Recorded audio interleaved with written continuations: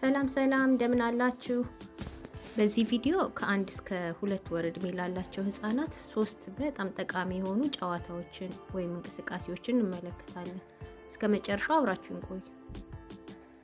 በዚህ እድሜ ውስጥ ያሉ ህፃናትን ምግብ ከመመገብና ንጽህናቸውን ከመጠበቅ በተጨማሪ አሁን የምናየውን 3 አይነት ጨዋታዎችን ወይም እንቅስቃሴዎችን ቢያደርጉ ለሁለንተናዊ እድገታቸው ጠቃሚ ይሆናል።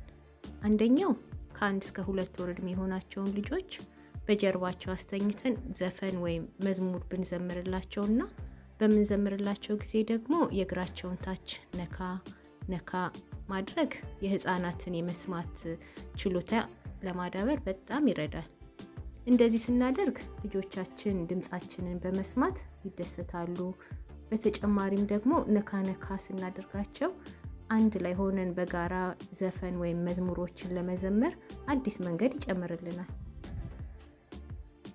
ሁለተኛው ከ1 እስከ 2 ወር የሆነውን ልጆን ፊት ለፊት አይን ላይን ገጥሞ መመልከትና ፈገግ ማለት።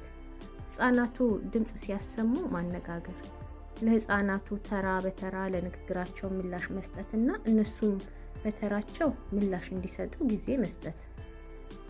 ይህ ልጆን እንዴት ነው የሚጠቅመው?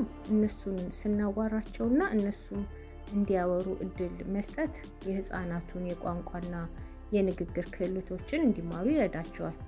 በተጨማሪም ከርሶ የሚያገኙትንም ትኩረት ያስደስታቸዋል።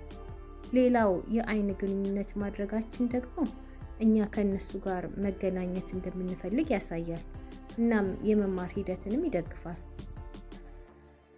ሶስተኛው ጨዋታ ወይም እንቅስቃሴ ለህፃናት ደህንነት አስተማማኝ የሆነ አሻንጉሊት ወይም ሌላ ነገር ለምሳሌ ጨርቅ መያዝና ወደ ህፃናቱ እጅ ማንቀሳቀስ እና እነሱም እንዲነኩት ማበረታታት።